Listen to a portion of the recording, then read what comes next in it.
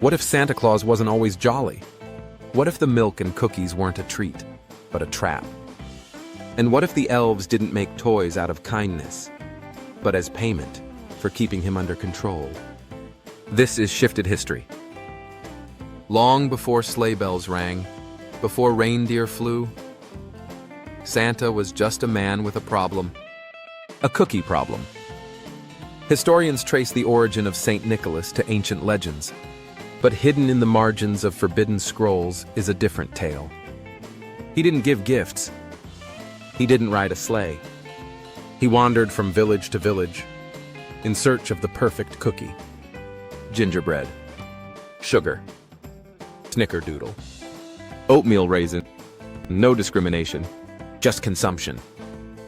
At first, it was harmless. A few biscuits here and there, but as word spread, so did the offerings. Cookies left on windowsills. Cookies buried in snowbanks. Entire bakeries emptied when he passed through. And Santa grew. Not in power, in size. Eyewitnesses described him as jovial. That was code for unstoppably round and unreasonably fast. He was everywhere, and he wanted more. Enter the elves. Not the cute, jingling kind from cartoons. These were ancient beings, older than the forests they lived in. Artisans, metalworkers, toysmiths, and most importantly, negotiators. They found Santa passed out in a snowbank outside what is now Helsinki.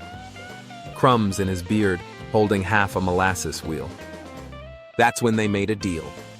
They would build him a workshop, a sleigh, reindeer, the whole mythos. In exchange, he would stop pillaging bakeries. He would deliver toys instead of demanding sweets. But they knew the truth. He could never quit. Not fully. So they gave him a compromise. One night, one global delivery, one cookie per house. Enough to keep the addiction contained. Enough to make him useful. Thus, the modern Santa was born. But kids talk. And some of them started asking questions. Why does he only come once a year? What if we leave more than one cookie? What if we leave an entire buffet? In 1987, a group of third graders in Portland, Oregon, conducted a dangerous experiment. They called it Operation Choco Trap. Over 200 cookies, 8 gallons of milk, and a note that read, "We know who you are. Come hungry." He came. At 2:41 a.m., witnesses reported a sonic boom followed by muffled giggling. Security footage, since erased, shows a red blur slamming into a suburban chimney like a meteorite. They had lured Santa. And for 11 minutes, he was feral. The aftermath was catastrophic. Toy deliveries delayed. One elf hospitalized. A cookie jar found embedded in a tree 60 yards from the house. It was a breach. And the elves took it personally. In 1991, an emergency summit was held beneath the Arctic Circle. The elves, desperate to preserve the illusion, summoned representatives from every parent group on Earth. What emerged from that summit was known only as the Cookie Treaty. An agreement that would bind all participating households to strict terms. One cookie per house. No buffet tables. No verbal taunts or handwritten bait. Milk optional, but encouraged for sedation. In exchange, children would receive presents. Parents would maintain the illusion. And Santa would stay stable. It worked, until now.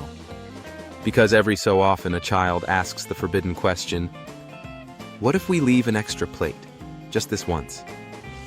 And somewhere in the North Pole, a red suit twitches. We thought we created Santa. But the truth is, we struck a bargain with something we didn't understand. Something that feeds on joy and sugar. The cookies weren't for him. They were for us. To keep him busy. To keep him calm.